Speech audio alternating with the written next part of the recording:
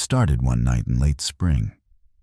The windows were open, the soft hum of the ceiling fan filling the silence that had settled between us. I sat on the edge of the bed, scrolling through my phone, pretending not to notice the way Sophia lay on her side. Her back turned toward me like always. That distance, both physical and emotional, had grown into something heavier than silence. For months, maybe even years, I'd been the one to reach out, the one who tried to hold her, to remind her that we were more than two people sharing bills under a roof. But lately, every time I tried, she'd sigh, roll away, or say she was tired. At first, I thought it was just stress. Then I started to wonder if it was me. That night, when I leaned closer and kissed her shoulder, she muttered without turning around, "Jacob, stop, not tonight." I paused, staring at her outline in the dim light. "It's always not tonight, Sophia. Do you even care anymore?" Her response was a quiet laugh, a sharp, bitter one. "You sound pathetic, Jacob. You're begging for attention. Maybe if you acted like a man instead of whining all the time, I'd feel something." Her words hit me harder than she probably expected.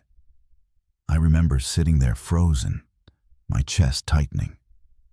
I wanted to shout, to defend myself, to remind her of the years I'd stood by her, through her rough job transitions, through her depression, through everything. But instead, I said nothing, because I realized then that I had been begging for love, for validation, for scraps of affection. The next morning, she acted like nothing had happened. She made coffee, hummed softly, and even asked if I wanted breakfast.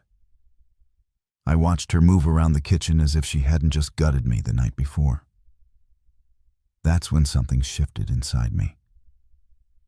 A quiet voice whispered that I was done trying. I didn't announce it. I didn't make a scene. I just stopped. Stopped reaching out, stopped asking, stopped hoping she'd change. I focused on work, hit the gym again, started reading at night instead of waiting for her. And funny enough, she noticed. "Why are you so quiet lately?" she asked one evening, her tone carrying a hint of confusion. I smiled faintly and said, "Just tired, I guess." But what I really meant was, I'm tired of being the only one who cares. It was the beginning of the end, though neither of us knew just how fast things would change after that. Days turned into weeks, and my silence started to bother her more than my begging ever did. She'd glance at me across the dinner table, expecting me to start a conversation. But I'd stay quiet, calmly eating my food. The man who once pleaded for her affection was gone. What replaced him was someone she didn't recognize, someone who no longer revolved around her moods. At first, she brushed it off, but then I noticed her trying. She'd ask, "Want to watch something together tonight? Or heading to bed early again?" Her tone wasn't warm, though. It was cautious, like she was trying to understand what changed. The real turning point came one Saturday night at her friend's birthday party. I hadn't wanted to go, but she insisted. "It'll be fun," she said, tugging my arm with a smile that didn't quite reach her eyes. I gave in. The place was packed, music low and laughter spilling from every corner. I stayed near the bar, nursing a drink while she mingled with her friends. At one point, I overheard one of them, a tall brunette named Claire, teasing her. "So, how's Jacob these days? Still all over you?" Sophia laughed, a loud, cruel sound. "Oh, please. He used to beg for intimacy. Now he's probably too busy sulking to even try." The words hit me like a slap. But this time, I didn't feel anger, just clarity. I realized then that I had been a character in her story, when she could mock when it suited her. But what she didn't realize was that her joke no longer had power. When she found me a few minutes later, I was already putting my glass down. "Ready to go?" I asked calmly. She blinked, surprised. "Already?" "The night just started." "Yeah," I said, meeting her eyes. "For you, maybe, but for me it's over." She frowned. "What's that supposed to mean?" I didn't explain. I just left. That night, I slept peacefully for the first time in months. There was no anger, no sadness, just a strange calm. The next morning, I packed a small bag and drove to my brother's place. When Sophia called, I didn't answer. Her text came later, confused at first, then frustrated, and finally desperate. "Jacob, what's going on? Are you really leaving over something stupid?" I said. "Can we just talk?" I didn't reply. For once, my silence spoke louder than anything I could have said. It wasn't revenge. It was release.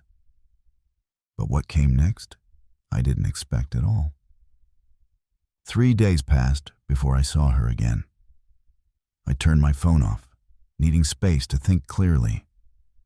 When I finally came back home to grab a few things, she was there, sitting on the couch in her robe, eyes red and swollen. For the first time in a long time, she didn't look angry or proud. She looked lost. "Jacob," she whispered as soon as I stepped inside. "Where have you been?" I didn't answer right away. I walked past her, heading toward the bedroom. "Just getting my stuff," I said flatly. She followed me, her voice trembling. "You're not really leaving, are you? I know I said some awful things, but I didn't mean them.